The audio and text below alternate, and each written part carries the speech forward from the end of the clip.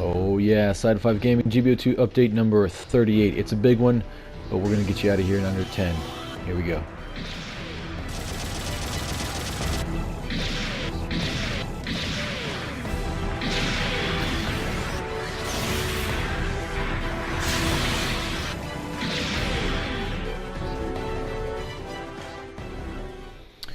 Right, so the Gunner Gundam, we're going to get through him pretty quick because we got a lot more stuff to talk about. Alright, so 400 cost, level 1 obviously, ground and space support suit. This thing is pretty much a pure sniper, shoot and move.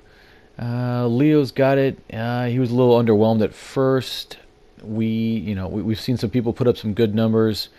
And well, we'll talk about the weapons when we get there. Looking at the stats and this, or the skills mainly though, pay attention to the anti-jamming level 2 and the anti-stealth level 2. This is not the same version of the suit from GBO1. That's the big takeaway here. Okay, it's very different from those people who knew it. It's not the same suit at all. Looking at those stats, pay attention to that only 2% anti-melee mod. You might want to address that if you're going to get anywhere near the enemy. Other than that, decent movement, good shooting output, and the rest of the skills and HP look all right. The slot allocation is there for shooting output and HP if you want it. This is the main rifle. It is, it's got good range at 500, but you want to charge it up. It charges extremely quick. That charge shot is a piercing shot, and it does about 4 times more damage. And that's it. All right, what do we have here? Shin Matsunaga early type. The emblem, yes. The Zaku 2 FS Shin Matsunaga is available through the clan missions. Alright, we'll talk about clans here in a second, but let's take a look at the suit. So, here you go. There's a 300 variant, a 350, and a 400. We're looking at the level 2. It is a Raider. It is space capable. Very cool. It doesn't have a topography buff. I guess maybe because it is available for ground and space. And look at the stats. It is just pretty Raiderish. Pay attention to that 0 ranged mod output there, but great speed and thrusters for a Zaku 2. Looking at the slots there, you got a lot of, up top slots for melee damage and speed.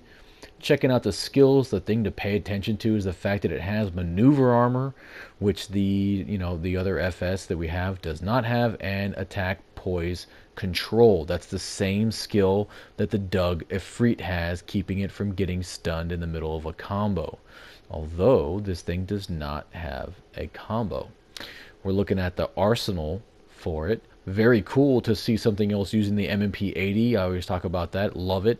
So MMP-80 or Zaku 2 machine gun, no bazooka is available, but you can buy the level 2 and 3 enhanced large heat hawk. Okay, this is like the blue giant heat hawk. Has a spike on top. That's the difference you can see there. I purchased the level 2 from the shop. The level 3 is 120,000 DP, something like that. It also has a quad Vulcan setup in its head. Looking at the damage, it's 16 per shot, but it's actually 16 times 2, so it's about 32 damage per shot because it fires 2, 2, and 2, if you know what I'm saying. This is a preliminary loadout that I just put together that I'd like to take out there with the new frame mod on there for another extra 800 health. Boost level 2, a lot of melee output, and then using those 2 bottom slots, I just added 3% for the beam and the ballistic just to try it out. So there you go. Alright, getting to the clan system. Clans are here. We've actually already filled up a couple of them. In the GBO2 disco, you're just going to go over to the bar, talk to home dude here, and follow the prompts. That's pretty much it. There's a computer over to the right that allows you to manage and see the clan members. You have to wait about 24 hours between jumping in and out of a clan if you want to try and do some funky stuff. Upon joining a clan and getting in there, you see there I just flashed the uniforms. So you get these 5 different colored uniforms. It's almost like a set of BDUs, but whatever. Cool stuff right there off the bat. And then after playing in the clan, leveling up your clan, as you can see here, it says Golden Week, join a clan, be active, promotion campaign release. So, like I said, you get the uniforms on the left, right there when you join, and then on the right, it says for when you level up the clan, you typically get 1 token, but we're going to get 5 tokens for every level, and 10,000 DP is now going to be 50,000 DP. Okay, cool. Gunner Gundam joins the fight. It is a 3-star, if I didn't say that before.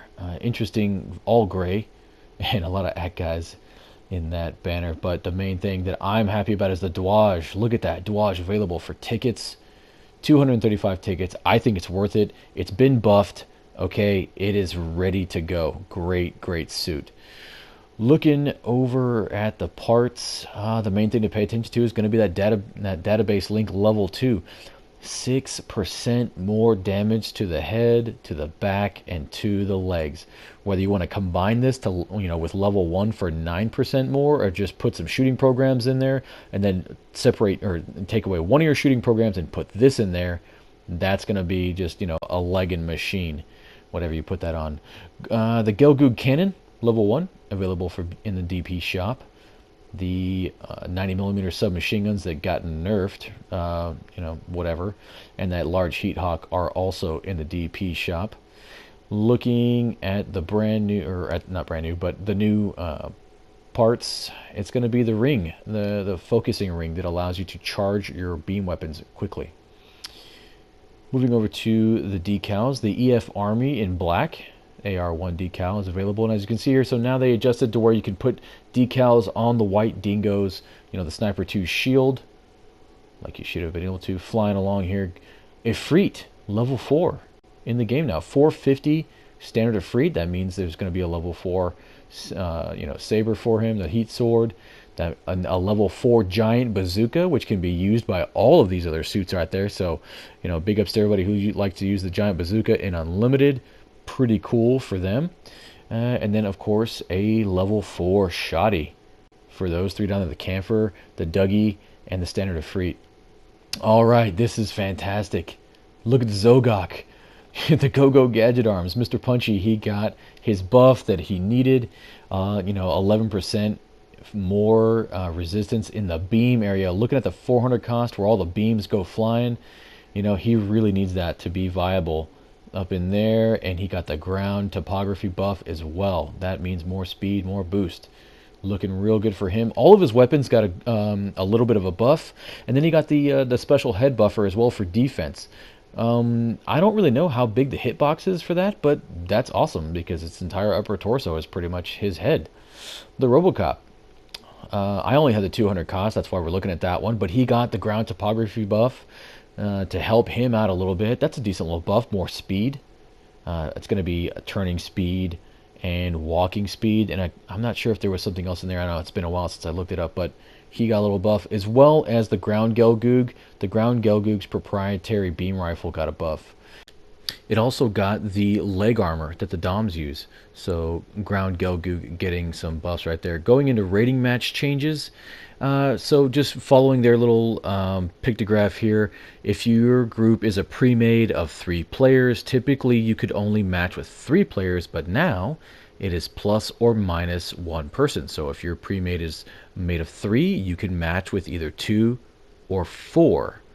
I hope that makes sense.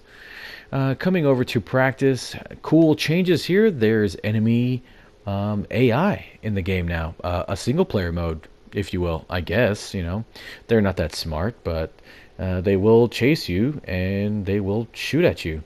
You can also turn on that nullify damage thing to where your suit will not take damage while you're practicing against them.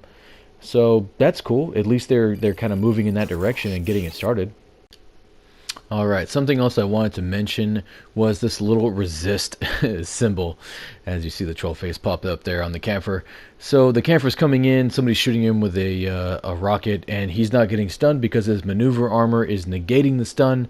So whenever somebody's skills negate the stun, you should be seeing the word resist pop up. So watch out for that. It just shows, it's just to let you know why people aren't getting stunned, I guess. But anyway, keep an eye out for that. Thanks to everybody who sent in pictures, and thanks to everybody who played last night in drop night and stopped by, and I will see you out there. Thanks. Bye-bye.